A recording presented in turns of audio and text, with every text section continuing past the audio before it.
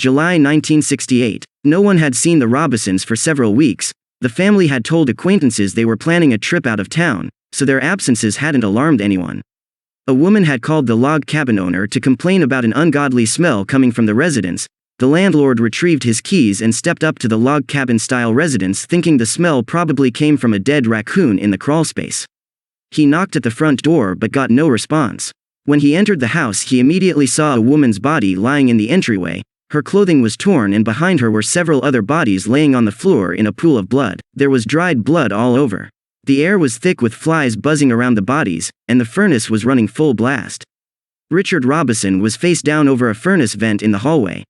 The bodies of two of his children, youngest son, Randy, 12, and Susie, 7, were piled on top of their father. Shirley's body was next to the door, and the two other sons, Richard Jr., 19, and Gary, 17, were in a bedroom.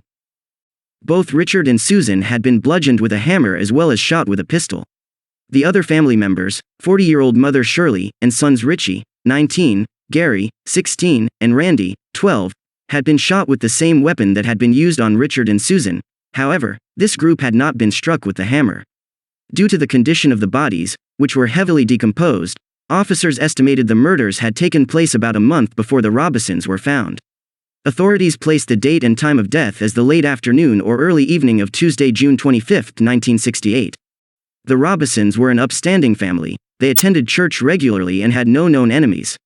Richard was an advertising executive and published an arts magazine called Impresario, while Shirley took care of the family's home.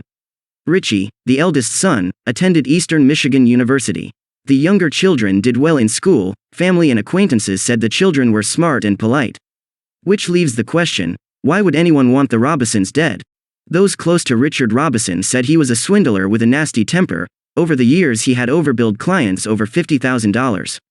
He was also a skirt chaser who preyed on his secretaries, sometimes subjecting them to bizarre closed-door sessions during which he stroked their legs. Could the killer have been an angry husband or boyfriend? Officers began to dig into Richard Robison's business dealings. They came up with a lead. Richard's companies were in a great deal of trouble. Before Richard left on vacation to Good Hart, he had left his business in the hands of 30-year-old Joseph Scolaro, an employee who had been embezzling money from Richard. The amount was later revealed to be about $60,000. Police theorized that during a phone call between Richard and Joseph hours before the murder, Richard possibly found out about the embezzlement. At that point, Joseph panicked and took off from Detroit, drove several hours north to Good Hart, and killed the family before Richard Robison could come forward with details about Joseph's crime. Circumstantial evidence supported this conclusion. Joseph Scolaro had been out of contact with friends, business associates, and family members for 12 hours on the day of the murder, and police couldn't find anyone to support Joseph's alibis as to where he had been. Officers also discovered that shell casings found at a shooting range he frequented matched casings that police found at the scene of the crime. In addition, he failed 2 polygraph tests and delivered inconclusive results on a third. Joseph became the prime suspect in the murder of the Robisons. However, police couldn't find the murder weapons, or any eyewitnesses to the crime. Police interviewed a local man and teen who'd handled some tree trimming for the Robisons on June 25, 1968, and likely were the last locals to see the family alive. Officers talked to other neighbors who remembered hearing raised voices and rapid gunshots coming from the property around that time, but assumed it was someone shooting seagulls on the beach. State police officers worked with prosecutors in Oakland County, where the Robisons lived, to continue the investigation. In 1973, Oakland County prosecutor L. Brooks Patterson was ready to charge Joseph Scolaro with conspiracy to commit murder.